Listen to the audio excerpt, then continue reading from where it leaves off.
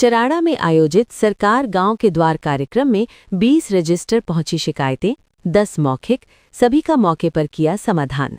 बंगाणा कुटलहड़ विधानसभा क्षेत्र के अंतर्गत ग्राम पंचायत सुगड़ियाल के गांव चराड़ा में राज्य सरकार के महत्वाकांक्षी सरकार गांव के द्वार कार्यक्रम का आयोजन किया गया। इस कार्यक्रम में मुख्य अतिथि के रूप में कुटलहड़ के विधायक विवेक शर्मा ने बतौर मुख्य अतिथि शिरकत की। कार्यक्रम में उपमंडल बंगाणा प्रशासन द्वारा मुख्य अतिथि का भव्य स्वागत किया गया।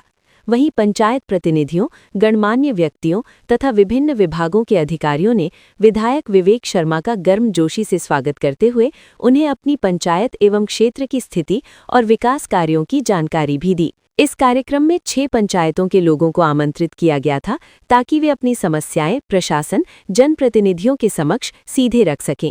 कार्यक्रम स्थल पर बड़ी संख्या में गणमान्य नागरिक मौजूद रहे। लोगों ने सरकार की इस पहल को सकारात्मक कदम बताया।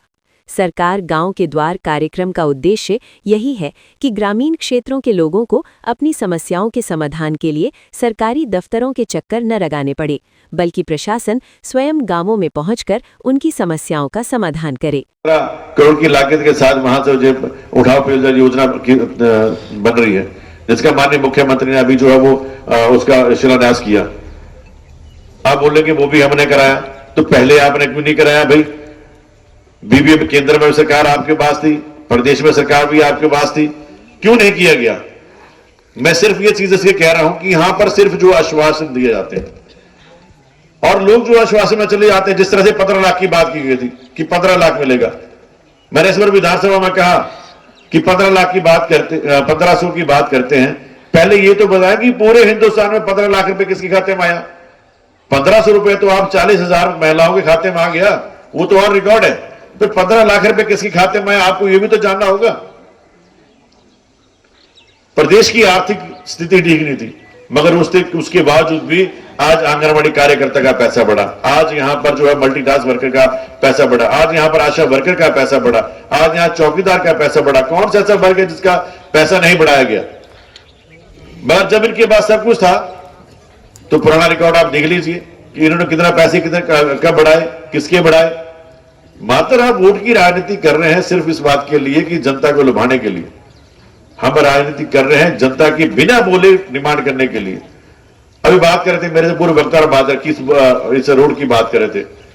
इस रोड के ऊपर 12.5 करोड़ रुपए खर्च हुआ। 12.5 करोड़ में किस किसी ने काम किया? सभी लोग यहाँ लोकल है, कोई बात से नहीं है। किस किसी ने काम किया और बनने के बाद कितने दिनों के बाद वो टूट गया, ये लोग भी सब जानते हैं। और मैं कल ही अभी बात कर रहा था कि हमने 10 करोड़ रुपया इसके लिए जो है सैंक्शन कर दिया। बहुत जल्द इसका काम शुरू हो रहा है और 10 करोड़ के साथ इस काम को शुरू करेंगे, फिर देखेंगे कि वो रोड टूटता है कि नहीं टूटता है।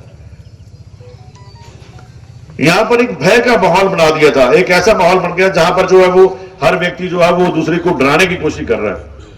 यार हम राजनीति में आए हैं, आपने एक विधायक जो होता है वो आप जनता का वकील होता है। जो जनता अपने आप काम नहीं कर सकती वो विधायक के माध्यम से हमने आवाज उठाई। हमने आंगनबाड़ी कार्यकर्ता के लिए आवाज उठाई कि आंगनबाड़ी कार्यकर्ता के परिवार में अगर कोई दुर्घटना हो जाती है तो क्या सरकार जो है वो उसके परिवार में दूसरे व्यक्ति को नौकरी देगी? तो हमने क्या गलत बात मैंने उठाई?